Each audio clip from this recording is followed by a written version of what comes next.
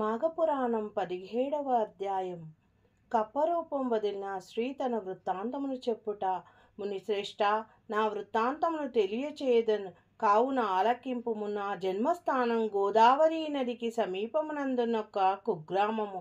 నా తండ్రి పేరు హరిశర్మ, నా పేరు మంజుల. నన్ను నా తండ్రి కావేరీ తీర్థవాసియగు జ్ఞానానందుడు వానికిచ్చి పెళ్లి చేసెను. అతడు దైవభక్తుడు, జ్ఞాని అని నిగర్వి. మాకు వివాహమైన వెంటనే అతను వెంట కాపురమునకు వెళ్ళనన్నాను. మరికొన్నాళ్లకు మాఘం ప్రవేశించింది. ఒకనాడు నా భర్త సఖి, మాఘమాసం ప్రవేశించింది. మాఘమాసం చాలా పవిత్రమైంది. దీని మహత్తు చాలా విలువైనది. నేను నా చిన్నతనం నుండి ప్రతి సంవత్సరం మాఘస్నానములు చేయుచున్నాను. నీవు నా భార్యవు కావున నీవు నీ మాఘమాసమంతయు కావేరీ నదిలో స్నానమాచరించుము. ప్రతిదినము ప్రాతకాలం నిద్ర నుంచి లేచి కాలకృత్యములు తీర్చుకుని సమయమునకు తెల్లవారి సూర్యోదయమగును.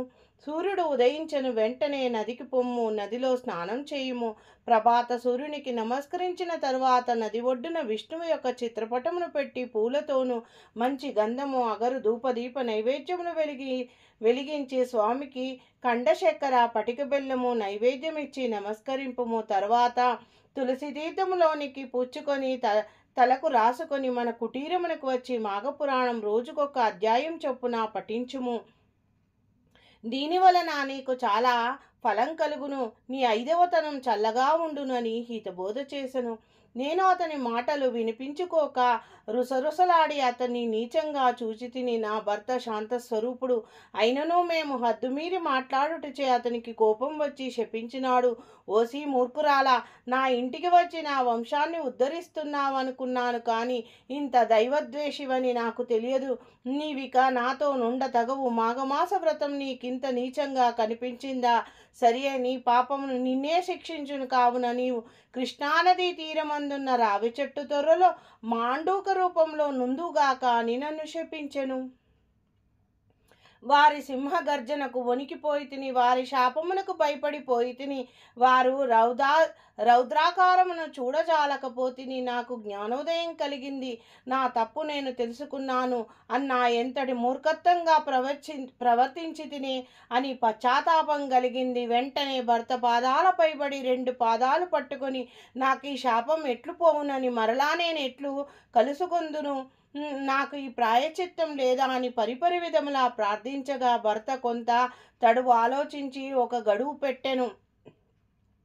అది ఏమనగా, గౌతమ మహర్షి గోదావరి నదీ తీరమందున తన ఆశ్రమాన్ని నుండి ఉత్తర దేశ యాత్రలు చేయుటకు బయలుదేరి తిరుగు మాఘశుద్ధ దశమి నాటికి కృష్ణానది స్నానం చేయుటకు వచ్చెదరు. అలాంటి సమయంలో నీవు వారిని దర్శించిన ఎడల ఆ మహర్షి ప్రభావము వలన నీకు నిజరూపం కలుగును అని చెప్పుచుండగా నేను కప్పరూపం దాల్చి తిని. నా భర్త కూడా నా మూర్ఖత్వమునకు విచారించెను. నేను కప్పరూపంతో గెంతుకుంటూ కొన్ని దినాలకు కృష్ణానదీ తీరానున్న ఈ రావి చెట్టు తొర్రలో నివాసం ఏర్పరచుకొని జీవించుచు మీ రాక కోసం ఎదురుచూచుచుంటిని. ఇది జరిగి ఎంతకాలమైనదో నాకు తెలియదని తన వృత్తాంతము గౌతమునికి తెలియచేసెను. అమ్మాయి, భయపడకుము. నీకు శాపం కలిగి 1000 ఏండ్లు పైగా అయ్యింది. ఇంతకాలము నీవు అనేక కష్టములు పడి 1000 ఏండ్లు నీ భర్తను ఏకాంతంగా చాలా కాలం జీవించి హరినామ సంకీర్తనలు చేయుచు మృత్యుడాయను. అతడిప్పుడు వైకుంఠంలో ఉన్నాడు. నీవు తన మాటలు విననందున ఎంత కష్టపడినావో తెలిసింది కదా. మాఘమాస ప్రభావము అసమానమైనది. సకల సౌభాగ్యాలు, పుత్ర సంతతి, ఆరోగ్యం కలుగుటే కాక మోక్ష సాధనమైనట్టిది కూడా. దీనికి మించిన మరి ఒక వ్రతం లేదు. విష్ణుమూర్తికి ప్రియమైనది వ్రతము. ఇటువంటి వ్రతం ఆచరింపుమని నీ భర్త ఎంత చెప్పినా వినిపించుకోవైతివే. నీ భర్త దూరదృష్టి గల జ్ఞాని. అతని గుణగుణాలకు సంతసించేడివారు. నిన్ను పెళ్లి ఆడిన తరువాత తన వంశాభివృద్ధిని చేసుకోవాలననేది ఆశతో ఉండేడివాడు. కానీ నీ వలన అతనికి ఆశలన్నీ నిరాశలైపోయినాయి. నీ మూర్ఖత్వం వలన నీ భర్తకు కోపం కలిగి నిన్ను శపించవలసి వచ్చెను.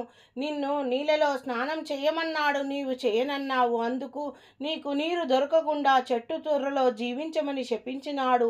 ఆ దినము నుండి నీ నా సమక్షంలో దైవ సన్నిధిని పడినందున నీ భర్త శాపం ప్రకారం మరలా నీ నిజరూపం పొందగలిగినావు. అందున ఇది మాఘమాసం, కృష్ణానది తీరమున కాగా మాఘమాస వ్రత సమయమున నీకు అన్ని విధాల అనుకూలమైన రోజు. అందుచే నీవు వెంటనే శుచివై రమ్ము. స్త్రీలు గాని పురుషులు గాని ఈ సమయంలో ప్రాతకాలమున స్నానం చేసిన ఎడల విష్ణు సాన్నిధ్యమును పొందుదురు. ఎవరైనా తెలిసి గాని తెలియక గాని మాఘశుద్ధ సప్తమి, దశమి, పౌర్ణమిలయందు పాడ్యమి రోజున నదీ స్నానం ఆచరించిన ఎడల వారి పాపాలు నశించును.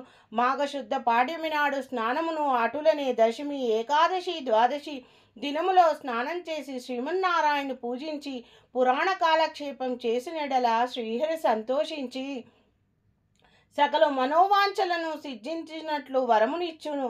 భక్తి శ్రద్ధలతో మాఘ పురాణాన్ని విని మోక్షప్రాప్తి కలుగును అని గౌతముని ఆ మునివనితతో చెప్పునట్లుగా మహేశ్వరుడు పార్వతితో ఈ కథను చెప్పినాడు. శివార్పణమస్తు.